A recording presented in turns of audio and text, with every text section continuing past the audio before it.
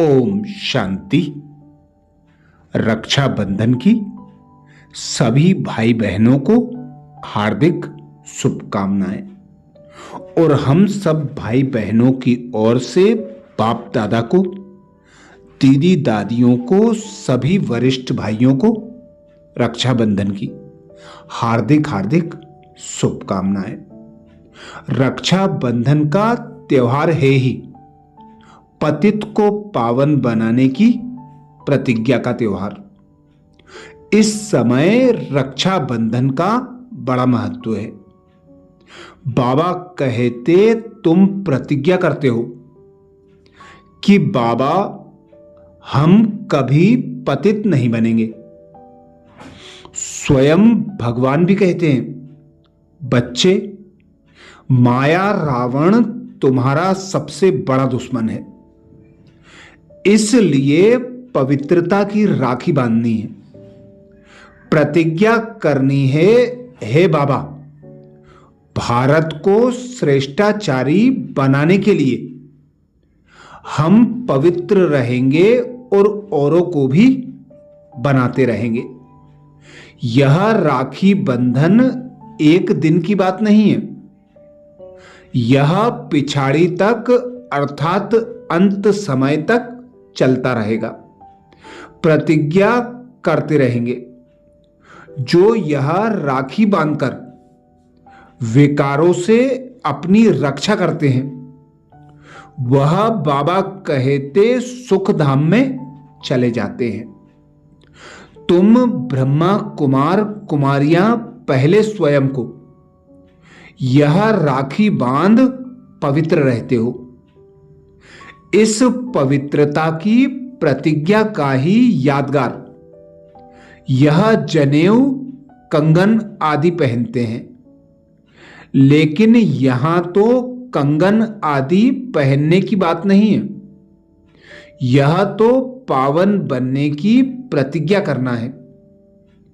यह राखी बंधन 5000 वर्ष पहले हुआ था, जबकि पतित पावन बाप आया था। आकर राखी बांधी थी कि पवित्र बनो, क्योंकि पवित्र दुनिया की स्थापना हुई थी। अब फिर से वही बाबा आया हुआ है, तो तुम सबको यही संदेश दो कि हम ब्राह्मण आए हैं प्रतिज्ञा कराने। प्रतिज्ञा करो कि हम कभी पतित नहीं बनेंगे। पतित पावन बाप संगम पर ब्रह्मा द्वारा आकर बच्चों को डायरेक्शन देते हैं। बच्चे, काम महाशत्रु है। इस महाशत्रु पर जीत पहनने से तुम कृष्णपुरी में चले जाएंगे। इसलिए ही राखी के बाद श्री कृष्ण की जन्माष्टमी मनाते हैं। अभी तुम पवित्र ब्राह्मण बनो, फिर देवता बन जाएंगे। उन्हें एल्बम भी दिखाना चाहिए कि देखो, हमें सबने यह राखी का बंधन बांधा है। अभी संगम पर जिन्होंने यह पवित्रता की प्रतिज्ञा की है, वो 21 जन्म तक पवित्र रहते हैं। स्वयं परमात्मा ही आत्मा रूपी बच्चों को राखी बांधते और प्रतिज्ञा कराते हैं। बाबा कहते तुम बच्चे उनके वंशावली सच्चे सच्चे ब्राह्मण हो। तुम ब्राह्मण भी दूसरों को राखी बांध सकते हो। बुजुर्ग लोग जानते हैं, आगे ब्राह्मण ही आकर धागे की राखी बांधते थे, परंतु वह कोई ऐसे नहीं कहते कि तुमको पवित्र रहना है। यह राखी उत्सव संगम पर ही होता है। इसे 5000 वर्ष हुए हैं।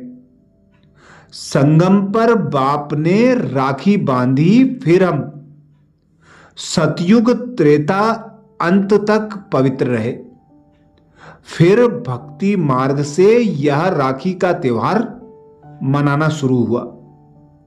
जो बच्चे पहले स्वयं को पवित्रता का पक्का कंगन मानते हैं, वही दूसरों को भी इस कंगन में बांध सकते हैं।